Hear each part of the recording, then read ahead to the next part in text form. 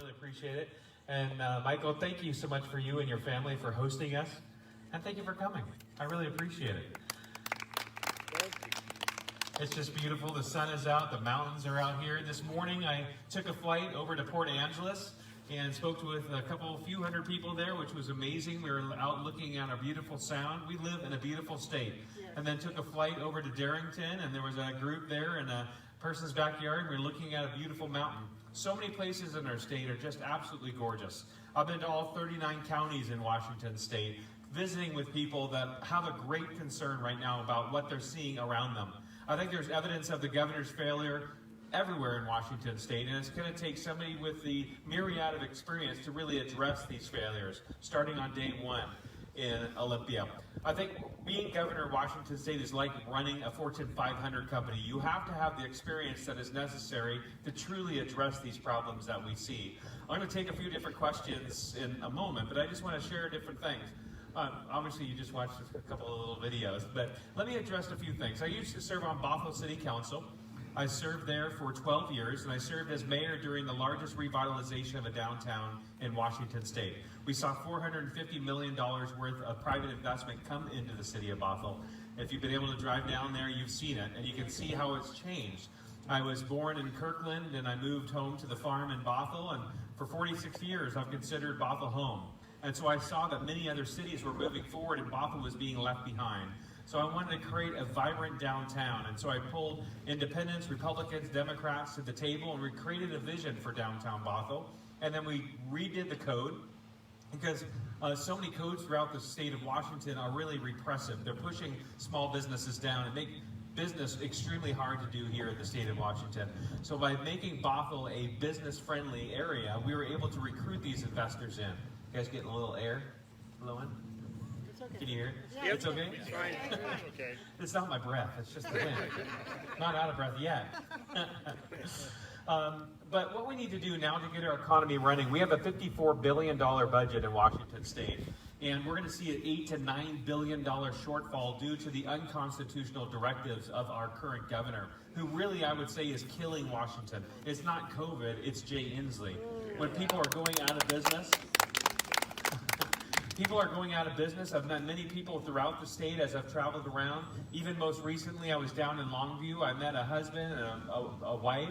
They came up to me and said they're shutting down their family business. So now their family livelihood is gone. And their two girls standing behind them looked at me with bright, big eyes, wondering what their future is going to look like.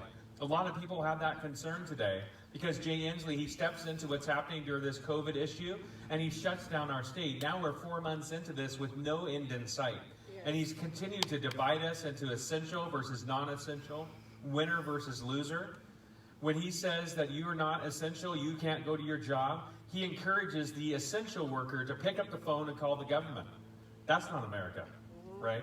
I mean, we moved here or we lived here and growing up and we look at America that we look at to be strong under our President Trump, who's worked so hard to create an economy that is moving forward.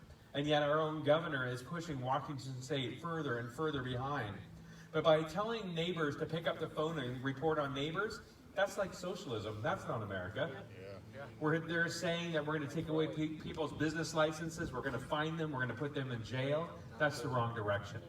When we just 2 weeks ago had the highest unemployment rate in the nation, and we sent $1 billion to a Nigerian fraud ring, clearly something's wrong. Where Jay Inslee has still not fired the leader of ESD, which is the Employee Security Department, and they found out on May 1st that unemployment was going to go bankrupt. And they didn't let us know as citizens until June 30th, 2 months later. Since when do people in government just to get arbitrarily decide when we, the people, get to know that information? We should have known that 2 months ago, rather than having to wait for 2 months. But so many families are suffering. People are waiting to 8 to 9 weeks to get their unemployment checks. Meanwhile, looking across the table at their kids, wondering how they're going to put groceries on the table, because at the same time, you're non-essential and Jay Inslee won't let you go to work. What we need to do in Washington state is reopen, for sure. Amen. We need to be in phase 5, not phase 1, 2, 3, or phase 1.5, or whatever Jay Inslee makes up for that day or that week. My heart is broken for what's happening in families today. I just served downtown with a few of my staff, and a couple of other volunteers, and we served 150 people down in Pioneer Square some dinner. We met 6 to 8 people in first-time homelessness due to Jay Inslee's directives against people's abilities to work or telling them that they can't work to provide for their families. We need to reopen. What I want to do is we have 57,000 pages of regulations in Washington State on small business. It stands 6 feet tall, and it puts a constant burden on our small businesses. It makes it very difficult in a normal economy to be able to do work. And I think about the first bill that Jay Inslee signed this year was an increase to the B&O. The B&O is a business and occupation tax. Anybody have to deal with that in their business? Yeah, so if you're, yes sir, if you are losing money, but you still are having sales, you get a tax on gross sales. So still the government makes money while you lose money. It's the same thing that's happening today. During this COVID crisis, many people have lost their businesses, many people are in unemployment, and yet state government, it's only grown. We've added 1,500 new employees, and that's to track and trace each one of your movements. Again, a move towards socialism. And then you look downtown Seattle. You know, there's 39 counties in Washington State, and Jay Inslee really represents just 3. King, Pierce, and Snohomish County. I hear that consistently throughout the state of Washington. People do not feel represented. And yet he was asked recently, are you aware of what's happening on Capitol Hill? He said, I'm unaware. And we all know he's clearly unaware of what's happening throughout the state of Washington as he's putting businesses out and families are looking for how they're going to go be able to pay their utility bills or the mortgage payment or even put groceries on the table. So it's time for Jay Inslee to move on. You know he has a negative 57% approval today? Only 41% of the state would vote for him. And one state, or one county out of 39 counties actually gives him a positive rating. It's unbelievable. Yeah, it's King County. My county. But having served on Bothell City Council, having been there to understand what needs to happen, knowing that we need to get businesses started up again, that the answer is not what the Democrats are saying today, that we need to increase taxes. No, we actually need to decrease taxes. We need to leave more money in the hands of taxpayers. I think in response to this COVID crisis, we're seeing a lot of people that used to be independents or right-leaning Democrats, and they're realizing why we, the Republicans, have always stood up for fiscal conservative policies, why we want small government. Because when you are unemployed and you're not getting that unemployment check and looking to government for help, they're not there. We can more quickly respond in a time of crisis to address the needs of our family. And so that's where we're going to move in Washington State. We need to cut state government by 20 to 25%, no doubt. Yeah. One of the things that's on my heart, and my wife is here, Lindy, we've been married for 23 years. She's in the back with the cute hat on, the black and white dress. And I have 2 of my sons here, Simon and Levi. They're 14. We also have 3 other children. Caleb's 21, and Emily and Janie are 19 and 16. But Lindy and I, 2 years ago, ran Initiative 27 in King County. And this was a ban on heroin injection sites. You might have heard about the Seattle City Council saying that they wanted to open up government-run heroin injection sites. So Lindy and I went up to Canada 5 different times because that's where they have heroin injection sites, the first in North America. So we went up there. There's 5,000 users that live within a 5-block radius. And so we would sit down on the sidewalk, we talk to these folks, understand what the story, how they got there. Lindy walks into the front and inside of the heroin injection sites, and you can get the tourniquet, you can get the needles, the syringe, you can get a pan to cook your heroin in, and even the matches. So everything you need to inject the heroin in your veins. And yet this is what the city of Seattle wants to have, to normalize the use and possession of heroin, but not even one Seattle City Council member went to Canada. If they went there, they'd see what I saw, that young girls walking down the street, gaunt in their face, selling themselves for dollars. That the death rate from heroin has increased by 800% since they opened. That's 800%. Since 2003, 190, to last year, 1,750. And yet, this is the direction that Seattle wants to take us. It's the wrong direction. Under Jay Inslee, we have seen crime exponentially increase. It costs $35,000 a year to support your heroin addiction, and these people aren't working. I was just downtown Seattle yesterday and saw a guy injecting heroin in his vein, and I've seen it far too many times. Under a free administration, we are going to enforce the law because it's against the law to inject heroin, right? Under Jay, we've seen assaults on individuals like you increase by 20% as people are breaking into your homes, breaking into your cars, or assaulting you on the street. We've seen assaults on police increase by 40%. You know, when we're all under house arrest, Jay Inslee let go 950 prisoners, and we are one vote away in the state Supreme Court of seeing murderers be let out of jail. We live in a state of lawlessness today, and what they let happen on Capitol Hill that Jay Inslee was not aware of, when they gave those folks 1 inch on that first night, they took 6 blocks. They let go of the police station there and just backed off. What we should have done is quick, decisive action. Go in there with the police and shut it down immediately, because what are they dealing with again tonight? Violent rioters. That was not an issue of race of what was happening down there.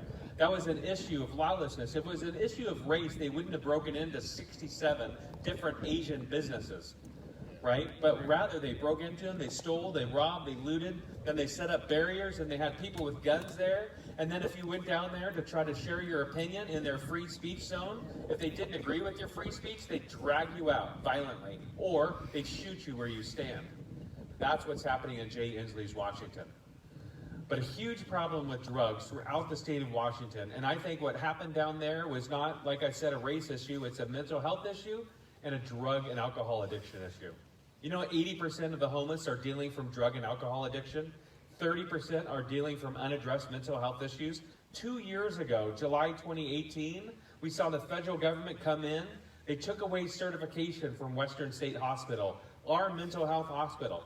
So the most vulnerable among us now are left to wander the streets of our state, left dazed and confused. They give 30 days of pills to these mentally ill as they let them out. At the end of 30 days, they don't get their prescription filled, and they're left abandoned on the streets of Seattle, in Olympia, in Yakima, in Spokane, even in Ponderosa, Silton County, throughout the state of Washington. But the biggest contributing factor, as I said, to homelessness, 80% are dealing with drug and alcohol addiction. So we're going to enforce the laws, as I said, and send people to jail if you're using heroin on the streets, or we're going to send you to a Pathways to Recovery treatment program. This is what we're going to do. So it's a public-private partnership.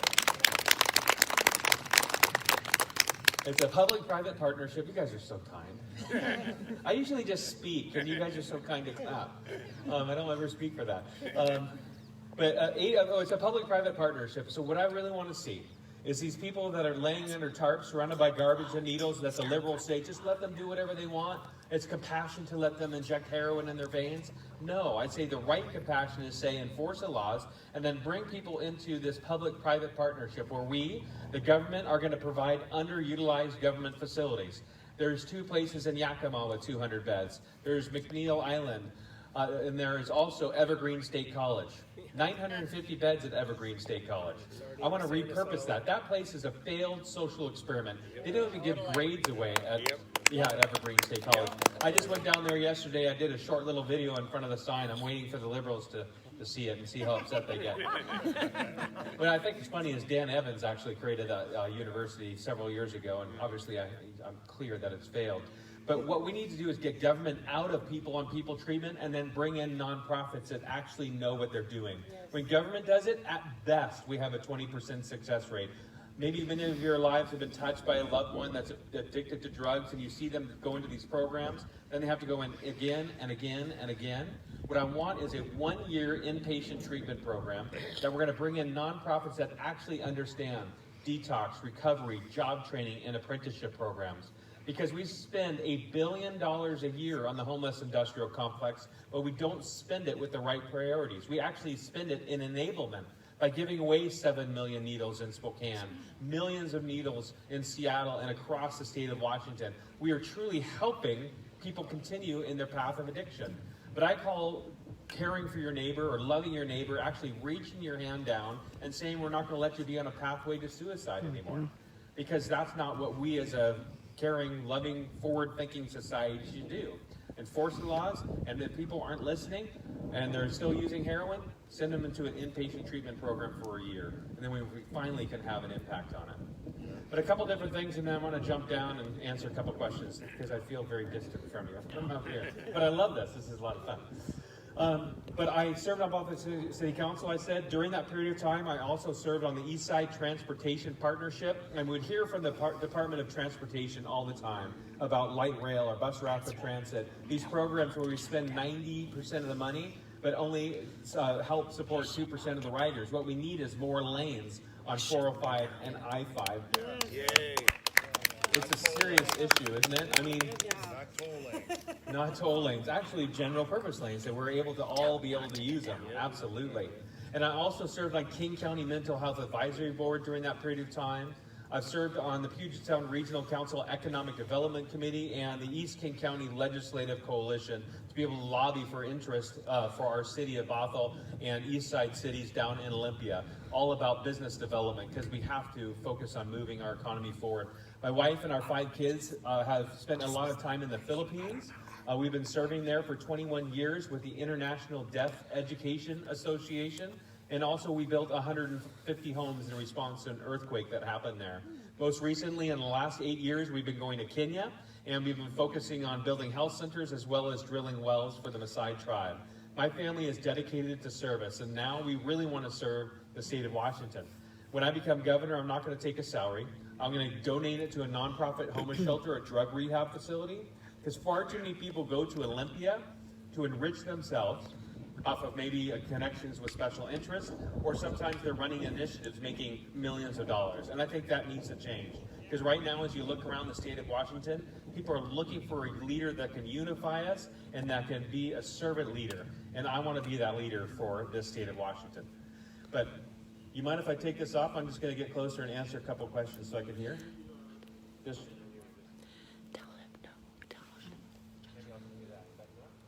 all right. So here we go. Stop. Well, I'm going to stand right here so I can hear everybody. All right. Thank you for coming. Really? Yeah. Can you guys hear me just fine, or do you want me to be on this headphone? Oh, you did better. Yeah, that's good. Well, no, mic is better, so everyone can. Okay, good. Well, here's a mic, so if anybody has any questions, I'd love to be able to answer some questions. No pressure. I'll keep on talking. Sir? So speaking of the toll lanes, they really haven't met their expectation. They're Right. supposed to go for a year. What's something that can be done about that? What would you say? Well, and we're making baby steps in that regard, where we're getting the lanes open on Saturday and Sunday. We're trying to get them open or they're now closed, I guess, from 7 o'clock in the morning to 7 o'clock at night. But the more access that we can allow to those, when we're seeing that people have to pay sometimes $10 for that lane, ultimately what we need to do is actually invest in the infrastructure in Washington State. We have a broken infrastructure in Washington. We need to add more lanes on I-5, on 405 immediately. We have the right of way to be able to do it. And what is so frustrating as we each watch these programs, or not the programs, but the projects, when they were adding a hot lane in there, at the time they're paving, they should have paved another lane or two. Why do we always think so short-sighted? Uh-oh, I'm back. Why do we always think so short-sighted? We should be thinking about the future. There should be a plan of 50 years out. This reflects me kind of on this, not on the same subject, but very different. When you think about the COVID crisis, Jay Inslee dismally underfunded public health. And he allocated the money more toward Planned Parenthood. Rather, the money that they had in public health, they spent time planning for heroin injection sites. So clearly there's just no foresight in the leadership in Washington State. Because Jay Inslee, he's been an elected official since 1989. He truly doesn't understand what it is like for each one of us to be working each day, trying to commute to maybe our job sites and just get work done and then be able to get home to our families more quickly. And so what we need is somebody who understands business. I've been running my own business for 15 years, doing land development and home building. As I said, I was involved in Bothell City Council. A lot of my friends there understood because they're locally elected. Different things are impacting their community. But when Jay Inslee sits down in a mansion that we all pay for, taking a $187,000 salary and then just throwing dictates over a wall, you know he's not hearing what's happening in Washington State. But lanes are essential, and I know the hot lanes are being used for HOV and what other, but we need is just more general purpose lanes. Let's put the investment there rather than 90% of our money and 2% of the ridership. So Department of Transportation, I get to fire the department head and actually put somebody in that understands that we need congestion relief. When I served on East Side Transportation Partnership, I would always hear about these pet projects, and I'd pound my fist saying, why don't we have a requirement for congestion relief? That's what we essentially need. Yeah. Thank you, sir. So where would we fund where would we fund the extra lanes from? How would that happen? Well, we have plenty of money in Olympia. Again, it's just priorities. So it's refocusing the money from the 90% rather than just spending on the 2%. Let's spend the 90% on the 90%, where people need to use their cars. For me, I have to drive my car everywhere I go because I'm going to 6 to 7 places a day. Even in my typical job, I've been doing land development. I have a lot of folks that, different trades that are needing to get to one job site or the next. Light rail is not the answer for those folks. So let's give those people the option. But sir, and then ma'am, I'll go over here. You may have noticed we have 5 northbound lanes going through Everett, chokes down to 3 across the Snow Richmond. Oh, every time we're driving, my in-laws live up just near Tulalip, and every time we're driving up I-5, we always experience that, and it then goes all the way through Marysville until you get past the Seattle Outlet Mall, right?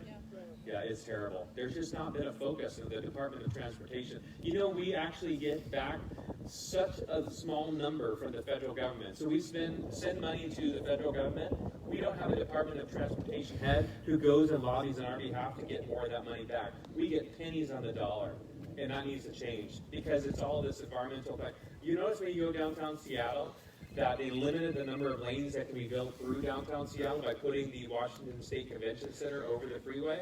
That was purposeful because they did not want to see it continue to get wider. They limited it by putting that trade center over it. I spoke to a friend whose dad was the one who designed it, and that was the specific reason why they did it. I don't currently have children in the education system, but I have to ask, what is being done to improve the schools? It seems like in a lot of these big democratic states, it's the teacher unions, and I don't think that's where all the control should be, because the money's all going there, but I don't see it going to the schools. That's a great question. So, big frustration for me certainly is comprehensive sex education that was passed at 2 in the morning. So we have 294 school districts in the state of Washington, and we have independently elected school boards. And that's supposed to be where parents are going to then lobby and be involved in what's happening in their students' education or their child's education. And here in Washington State, we had the McCleary case saying the paramount duty or responsibility of education is the state government, right? The state government's paramount responsibility is education. But I truly believe that it's the parents' paramount responsibility, of course, beyond government. And what I want is to allow for, getting a little wind there, see right there. What I want to allow is for parents to truly choose the educational option that is for them. And certainly as comprehensive sex education that was passed and mandated in all 294 school districts, we need to be able to say, okay, you've gone too far. So I am a co-sponsor and lead funder of Referendum 90, which is to end comprehensive sex education. You all know that this was passed at 2 in the morning, compromising the minds of 5, 6, 7-year-old kids, these innocent kids. And then it's all part of the social program of having Planned Parenthood be the medical professional in the middle schools, and then let 13-year-old girls get abortions without parents knowing it. It's a deep darkness. It's not the direction that we should be leading our society. So many parents don't want to have their kids in school anymore. So we're hearing from the other side of the aisle that we can choose even what we want to be or who we want to be. So that means we're apparently very unique, right? Well, let parents who know their kids the best choose the educational option that is best for them. Certainly today we need to remove the cap off of charter schools. But what I want to do, anybody familiar with vouchers? Right? Sometimes us on the right side are concerned with vouchers, some on the left side are concerned with the vouchers. We on the right side, which really believe more in school choice, are concerned about vouchers because we send our money from our home to Olympia, and then if it comes from Olympia, it's back to us or to our school, it comes with strings. And so we don't want the government involved in that. What I want is used an educational tax credit. So we send our money directly to the school of our choice. And so if you're paying maybe $6,000 in property tax and $4,000 of your property tax is going toward education for school, that money gets to go directly to the school of your choice. Or if you're a homeschool parent, you can keep it to buy books and materials. Thank you. Yeah. But educational choice is essential. We have to move in that direction. And listen, we spend $17,500 per student in Washington State. And so if we're just saying we're going to retain $4,000 to go toward a school of our choice for our child, it's still leaving $13,500 in the public school. You would think they'd be very excited about it because the student wouldn't even be there anymore. I just feel like the public school system has held our children hostage. Well, yes, and many of them are indoctrinating their kids. I think about my own daughter who's 19, and this is not K through 12, but when she went to UW-Bothell, she sat in a class and the teacher told her, we need to start calling the trees by their proper pronouns. And so we know we're not educating our kids anymore if that's what we're focusing on. Right? I used to go to school. I lived in Egypt for 4 years growing up, and Pakistan for 3 years when I was there in middle school. I would come home from the international school there, which had people from all around the world. I would get home. I would do homework until dinner. I'd eat dinner, and then after dinner, I'd do homework until I went to bed. Here I'd come home, go to high school at Inglemoor High School in Bothell. Never had homework, ever. We're failing our kids where the rest of the world is moving their education standards higher and higher and higher so they can move forward. And we're becoming complacent or we're just indoctrinating our kids. We need to change what's happening into school systems to increase the standards for learning in Washington State, not go in the direction that we are. That's my perspective.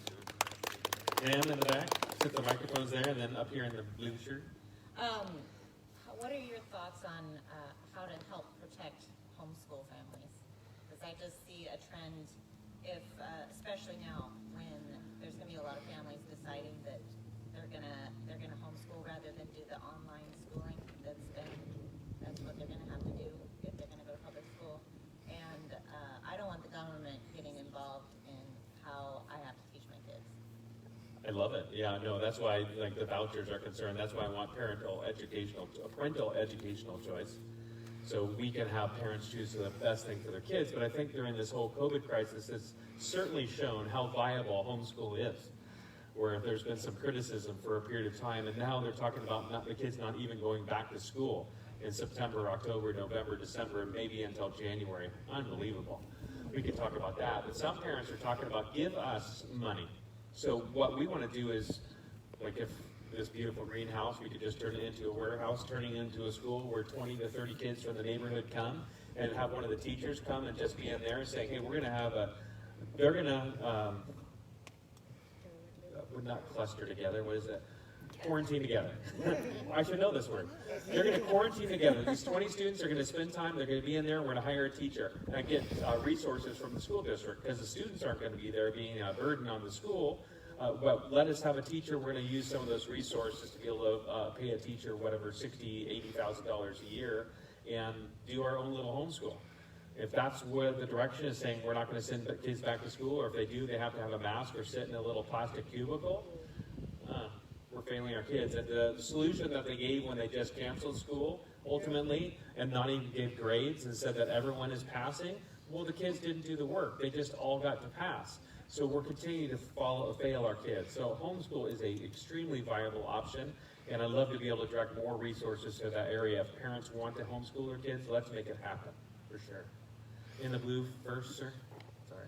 What about, Oh, no, I'm sorry, the blue shirt right behind you. And I thought you meant something. oh, no, I was looking right at you because he's right behind you. Kind of changed a little bit. I was wondering, do you know how well voter fraud has been addressed in our state? How has Kim Wyman been able to reduce that? I remember under Christine Gregoire when she ran, and they found all those ballots that weren't sealed and stuff, Right. and the courts even went along with it so they could use it. I'm really worried, and in Snohomish, you can't go to a poll, you have to mail it in. We are a full-on mail-in state in Washington State, so everyone votes by mail. Yeah, and Kim Wyman says she's done a lot to make sure that she's purified the voter rolls. I'd love to just Control-Alt-Delete, meaning restart the voter rolls. That means all of us have to re-register to vote. And if we could do that, I think that'd be huge. What we are told to be comfortable with is that people's voter registration expires if they don't vote for 4 years in a row. Well, obviously the issue is that people are getting these ballots and they're voting for their dead relatives that aren't here anymore, or whoever used to live in the house. They're just continuing to vote for that person that moved away. So that doesn't pacify me at all, or make me feel comfortable at all. What I want to do ultimately is go back to polling places. Right? Look at this. I mean, why do we ever go to voting? Everyone's, isn't it crazy? We should I don't remember being asked to vote if we should get rid of the polling places and stuff. Right. No, I love to go back to polling places. I used to do it. You used to do it. You take a little card, which precinct am I? And then you go in and you actually vote. And it was just very patriotic. It's still wonderful to be able to vote at home, to be able to have that ease. But I think if people need that and they're in a medical condition, they have to request it each time. It's only a couple times a year. They can make that easy request, send an email, send a text, get online, and make that special request each and every time. But certainly not mandatory, always mailing it into people's homes. But, sir? Getting on the education thing for a minute, do you think there's any deregulation of what it takes to be a teacher? Like, say, Mike built this place, but can you go and teach a class on one building? Or you have to go through the whole 4-year? Is that off the table? You have to get a teacher certification to be able to teach. Yep. So there are current learning standards, though I met with the WEA recently, and I sat down with them and said, listen, I know I'm a Republican, not going to get your endorsement, but I'm just here because I wanted you to know that education is important to me. My dad was a high school counselor for a while, and we are involved in the International Deaf Education Association. My mom was a school nurse, so we're familiar with that. I have a master's in counseling, and so I believe in education at multiple different levels. But what I think is we need standards. What the WEA said to me is, well, we don't like the idea that teachers have to be tested for competency. And I say, well, that's the job that you're in. When people apply for certain jobs in engineering or whatever it might be, they have to show that they're competent. And so there's these tests that individuals take in any different type of job throughout Washington State and the nation to prove that you know the job that you're doing. Like if you're a pilot, don't you have to test that you're a competent pilot? If you're a doctor, don't you have to prove through medical tests? Or as an attorney, don't you have to pass the bar? Like there should be these standards of which we have in education, because these are the folks that are sitting in the classrooms teaching the leaders of tomorrow. I want the highest standards for those teachers. If that's the livelihood or the direction that you want to go in, let's make sure that we're lifting those standards, not lowering them. But, yeah, other thoughts? Yes, sir. When you win in the primary in August, will you debate Governor Inslee between then and November? Because I believe he's more vulnerable the more he speaks. Oh, I agree. Will you debate him? I love it. Well, we've been in this race for a while, and I love debates. You know, my opponents on the Republican side keep on backing out. I was supposed to have one with 2 of them last Monday, and both of them backed out. Colt backed out the night before at 11, which is just crazy, right? If you're not able to answer simple questions, you're not going to be able to win the general election. And so you need to make yourself vulnerable and get yourself to be in a position where you're able to become more refined in your ability to debate. But I would love to debate Jay Inslee each and every day. Are there any scheduled? Are there any scheduled between? There's nothing scheduled yet, but typically there are 3. Okay. So we've had 7 or 8. I think on the Republican side we're supposed to have 10. The one last week they were supposed to have opponents come. I ended up just being by myself, so I had TVW for an hour and 51 minutes. Broadcast all throughout Washington State. It was all just me. So I loved it. So if people don't want to show up, I'm there. That's where you'll beat him. You got to get him speaking. So get him speaking. I agree. Yeah. Well, he has a negative 57%. 41% would vote for him. It's crazy how vulnerable he is. Yes. I just got back from D.C. 2 weeks ago, met with the Republican Governors Association. They believe my background, my platform, and my experience of what they want to see up against Jay Inslee in November. And so they've made Washington a target. And the reason why is because they see how vulnerable he is. They saw when he ran on the national stage how he got an asterisk of support. Then came home, announced that he was running for his 3rd term. We don't have 3rd-term governors in Washington State unless you have something extraordinary, right? We've only had 1 3rd-term governor ever in our state's history. And so this guy who has continued to put a pressure on small businesses, who have really divided families and hurt us quite severely, that this is our opportunity. Actually, the Republican Governors Association says typically if in Washington State they see a new Democrat running, they wouldn't be interested. But because Jay Inslee is the incumbent and he's such a failed incumbent, they see this as their unique opportunity. Because they've not spent money here in years. And so this is the time of which we need to come up together as Republicans to make sure that we have victory in 2020. But I have to do it with your help. Good. Thank you. We up for a couple more?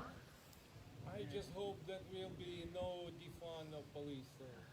Oh my goodness, no. Defunding the police is absolutely the wrong direction. I think just a week and a half ago in the city of Bothell, we just lost a police officer in a shooting on the streets there from altercation with a violent thug. And I think about what happens in downtown Seattle. I went to the Chaz, or the Chop, I call it Shop, and it's just total lawlessness.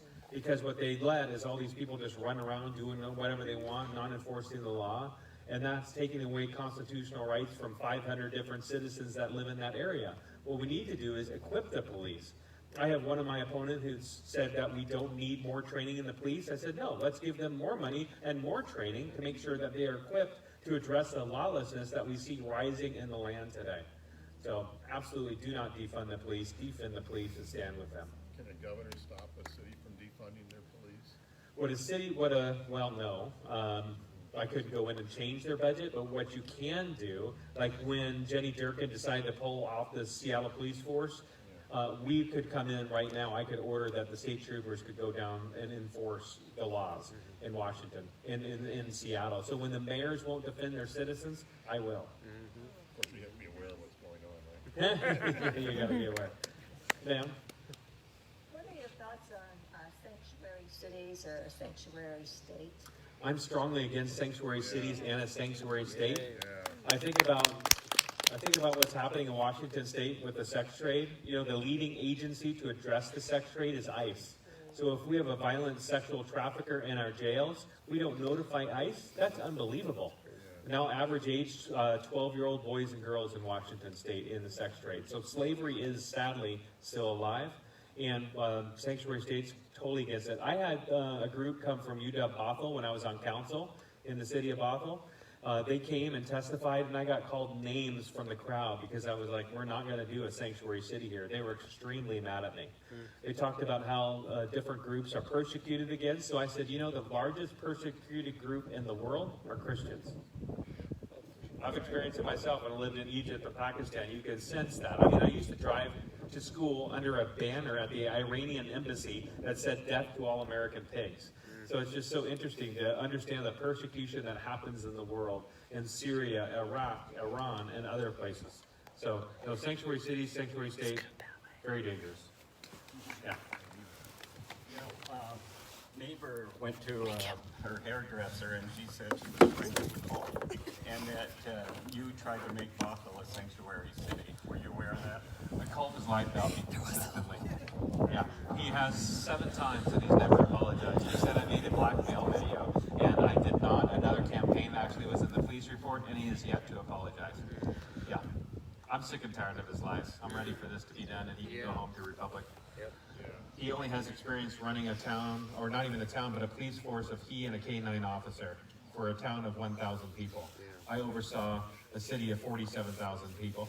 It's going to take a lot of experience. It's like a Fortune 500 company to run the state of Washington, even larger. And you have to have the experience to hit the ground running.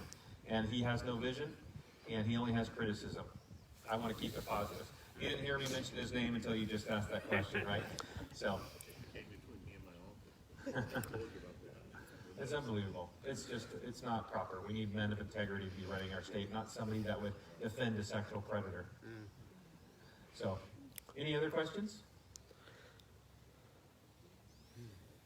Answered? Good. Well, thank you so much for, yes? Yeah, I'm just gonna ask a question. It didn't happen here, but what are your comments on the couple in St. Louis that, you know, the gun-toting, pointing couple when the protesters broke out? That could have happened here. And right now, they're being charged with a felony, and if it goes through, they'll never be able to purchase a gun. And I'm like, okay, what is the message they're sending? Because clearly they didn't do anything wrong. No, I mean, my wife and I enjoy our Second Amendment rights every day. We strongly support gun rights. I have 27 guns, sorry. What do you do? I mean, if you were the governor, what would you be doing to... We have Second Amendment rights in the state of Washington, and our own Constitution, Article 1, supports those rights even stronger than the Second Amendment rights under the U.S. Constitution. I have an A rating with the NRA, so clearly it's something that's important to me. If you take away our Second Amendment rights, then you can take away our First Amendment rights, and heck, all of our constitutional rights. During the stay-at-home order, I heard about what happened in the city of Edmonds, where they on Saturday passed Ordinance 4177. We went on Tuesday night to be able to testify. 10 of us went. They brought in 10 police officers and said, you guys have to leave. The governor has suspended the OPMA. So there we go. First Amendment rights and Second Amendment rights taken away immediately without our control. So I made a video that very evening. 80,000 people watched it within 24 hours. Called, sent emails in, contacted the Edmonds City Council. By Friday, we got them to reverse our Ordinance 4177, item G. You know what that was? It was to take away your firearms during a state of emergency. So that's what's happening. So I would love to have a watchdog committee in the state of Washington. Yes, we have the Second Amendment. That is a document, which is what our rights are based upon. We have the NRA. We have the Second Amendment Foundation. But I would love to have a watchdog committee advising me and working for me as the governor, so I know if something like that's happening in Edmonds, because the NRA, Second Amendment Foundation, missed it. We thought it was happening on Tuesday night. It had already been passed on Saturday with nobody knowing in the morning. So they play these games, these tricks throughout the state of Washington. Even happened in Bellingham during the stay-at-home order. So let's make sure that we are being more properly aggressive, moving forward, be aggressive. And because if they continue to erode our rights away, what they're trying to do right now with forced vaccinations and forced masks and trying to take away our individual liberties, we're going in the wrong direction. It's kind of like what happened 8 weeks ago. I took a suit forward in federal court because Jay Inslee said I didn't even have the right to sit in one chair 6 feet apart with somebody to be able to read the Bible or pray. So I brought this court case together, filed it in federal court, and we saw that the Attorney General admitted that his client Jay Inslee didn't have the rights to take away our spiritual liberties. Attorney General Barr even says, Josh, this is incredible that you did that. But we did it together. The problem with that, it was about $60,000 to go forward with that case. So these different liberties that are being taken away from us right now that Jay Inslee's trying to pry, to be able to fight for those costs tens of thousands, if not hundreds of thousands of dollars to fight. So right now, electing a governor will be the difference that we need to be able to have me be in a position where I can veto bills that are coming out. I would never sign like he did the first bill, a B&O tax increase. I would never have signed what he did as he did a photo op to sign in comprehensive sex education. And I would never do these emergency declarations to shut down our state for 5 months. I am a lead contributor on Initiative 1114, I think I mentioned, that limits the powers of the governor to 14 days, right? I mean, that's what we have to do. So I need everyone to sign on that. I think I might have a couple copies with me here today. But if you want to sign on that, the emergency powers would be limited to 14 days unless the 2 leaders of the House and 2 leaders of the Senate decide to move it forward. But we are in Washington State, and I'm telling you, we have some work to do, and I need your help to do it. I brought some envelopes, and on there you can sign up to volunteer, but you don't have to formally in that sense. We want you because we want you part of the family. But what I'd love if you could text your friends, 20 of your friends, email your friends, call your friends and say, please vote for Joshua Freed, because your ballots or their ballots are probably sitting on the kitchen table today. They're wondering, after 35 people or 36 people running for governor, who do we vote for? Yeah. Right? It's confusing. I believe I'm the only one that can win in Western Washington and Washington as a whole. Nobody from Eastern Washington has a chance. Yep. The reality is 10% of the state population lives over there. I have worked in Snohomish County and King County. My name is known there, having run Initiative 27, having served on council, having served on the King County Mental Health Advisory Board. You know, the city of Bothell elected John Kerry 57%, elected Hillary, elected Obama, and yet they chose me to be mayor? Because even though I'm a fiscal conservative, social conservative, I'm pro-life, pro-gun, it's how you speak. It's saying, let's come to the table and work together. Some of these other opponents of mine just can't understand that vernacular, where they use statements of, I hate every politician. Well, we're public servants, but the reality is, you still have to work with those people that you're yelling and screaming at, right? We have to have collaboration to be able to move forward. I do have one opponent, sadly, that just jumped into the race about 6 weeks ago. And he jumped in because the mainstream Republicans thought I was just too conservative, so they wanted to find some other guy. Well, this guy says we lose when we run red.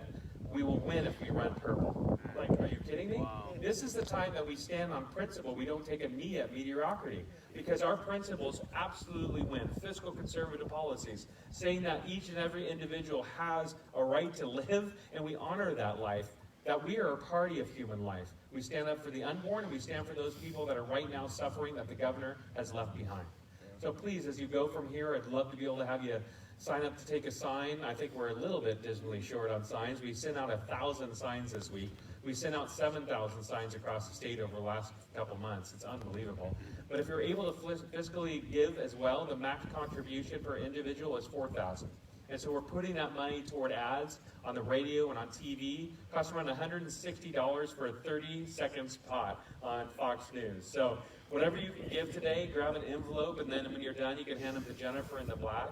We'd love to have your help. Maybe God bless you, certainly. And one last question. I want to thank you for what you did to enable us to go back to church. Absolutely. Yeah. Well, it's God's work for sure. We're called to do it. And right now, like Lydia and me and my 5 kids feel that this is what we're called to do. So I look forward to it. Actually, I have one question. Yes. So my son, we're part of a big robotics, there's a big robotics competition. Right. And just to tell you guys, Washington State, we have the brightest kids. And these are the kids that are high cap. They come from public school and they are, thank you. So most of them, some of them most of them are highly capable. That's why they're able to do robotics. But what Inslee did was on the time that, and I know he wasn't thinking, because on the time, I was so pissed off, the time that there was the competition starts, and the kids were preparing the whole year. This is the whole year preparation. He just dropped the ball of nothing, no sports, and so I'm wondering when, not if, when you become, will you open the sports for the kids, robotics competitions, all of these things that helps the children, not just school. Yeah, for sure. I'm still on. Okay, good. Yeah, I mean, right now when we're sending the kids home to play on video games, it's not the right thing.